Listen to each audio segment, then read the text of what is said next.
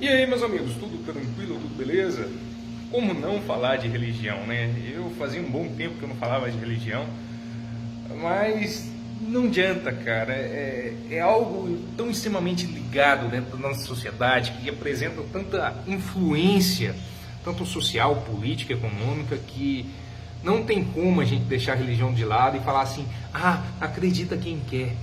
Até porque essa merda, ela apresenta influências na vida de todo mundo, então não dá para ficar de lado. Eu tentei por algum tempo, mas não dá. Então, o que esperar dessa decisão do STF, que agora permite um ensino religioso confessional dentro das escolas públicas? E para defender isso aí, ainda teve algumas argumentações extremamente esdrúxulas, tal como, então a gente tem que tirar o Cristo Redentor lá do Rio de Janeiro, se a gente não quer fazer esse tipo de situação. Ou a argumentação no sentido, mas a gente tem um país cristão pela maioria. Gilmarzinho, meu querido, o Estado tem que ser laico por natureza. E ao invés de você estar ensinando as crianças a ter um pensamento crítico, racional, científico, coisas que realmente fazem com que a sociedade se desenvolva, não só socialmente, mas economicamente, culturalmente, não. Vai ensinar agora dentro das escolas a sua querida e amada criança, pago com o seu dinheiro público, obviamente, a como eles podem ser homofóbicos, machistas, anticientíficos, acreditar em tudo quanto é tipo de pseudociência e está tudo bem, está tudo legal. Eu fico até imaginando a cena. Sai o professor de geografia ou o professor de história, biologia talvez, que tenha acabado de ensinar a evolução, ou de geografia, que tenha abordado algumas questões de quanto tempo a Terra tinha sido formada, as pesquisas em cima dessa coisa. Aí chega o professor de ensino religioso, olha gente, esquece toda essa porcaria aí, esquece toda essa porcaria. Abram agora, a partir de agora, no livro de Gênesis. Imagina o conflito que não vai dar dentro da cabecinha dessas crianças.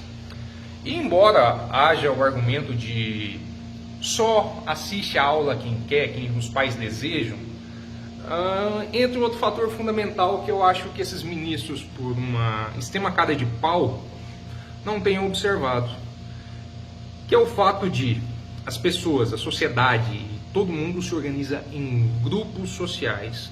E o grupo te identifica, obviamente, através de seus valores, o que cada um acredita.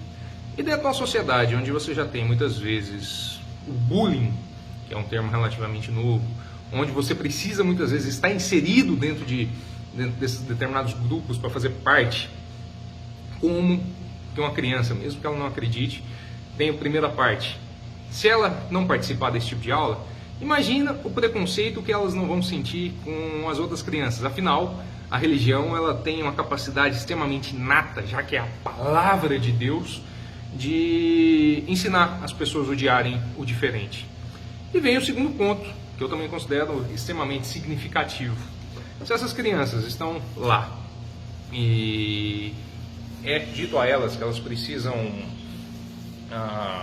participar desse ensino religioso, um dos fatores primordiais que existe dentro de uma escola, dentro da própria formação biológica das pessoas, é o seguinte: as pessoas só passam a formar o seu raciocínio crítico, o seu raciocínio mental, analítico, por volta de 12, 13 anos. 12 a 14 anos é quando ele começa a se desenvolver. Tanto é que coincide justamente com a fase em que os pais muitas vezes reclamam dos filhos que eles estão sendo muito rebeldes. Na verdade, isso é uma fase natural de amadurecimento da mente, do intelecto humano. E esse amadurecimento, muitas vezes, ele se inicia durante essa fase, 12, 13, 14 anos, e ele estará completamente amadurecido por volta dos 20 até 22 anos, em média.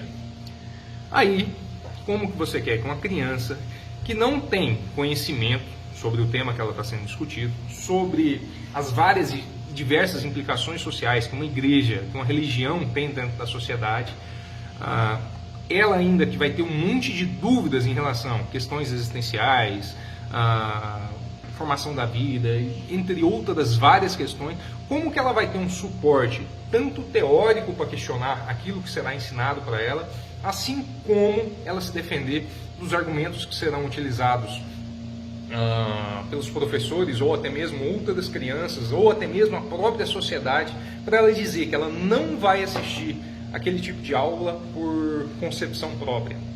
Não tem como. Então você está colocando as crianças dentro do ensino público, um ensino religioso confessional, que muito dificilmente ela vai se negar a assistir, seja pela pressão dos colegas ou da sociedade de uma forma geral, que ela não tem suporte nem mental, nem capacidade mental de raciocínio crítico ou teórico para embasar as percepções dela dentro do mundo racional e científico. Então, obviamente, de uma forma muito lógica, você está condenando essa criança a sentir, a ter uma lavagem cerebral instituída pelo próprio Estado a essa criança. E para os governantes, obviamente, isso aí é muito interessante, porque a religião, dentro das concepções de faça o bem que você ganhará o bem, faça o mal que você ganhará o mal, entre essas outras ideologias que são muitas vezes pregadas dentro da igreja, ensinam a sociedade de uma forma geral que ela deve ser bovina, passiva, e que tudo está a critério de Deus, e se algo está acontecendo é porque Ele quer. E não, obviamente, não muito diferente, as sociedades que são mais religiosas são aquelas em que os governantes mais se aproveitam da ignorância e inocência de seus povos. Então, só dá para lamentar uma atitude dessa sendo instituída pelo nosso órgão máximo de direito, que é o Supremo Tribunal Federal. O que fazer, né? E um detalhe interessante.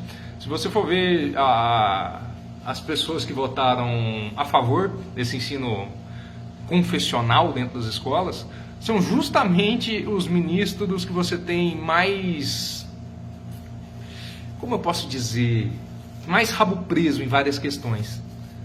Será coincidência? Não sei. Me diz você. Valeu, um abraço.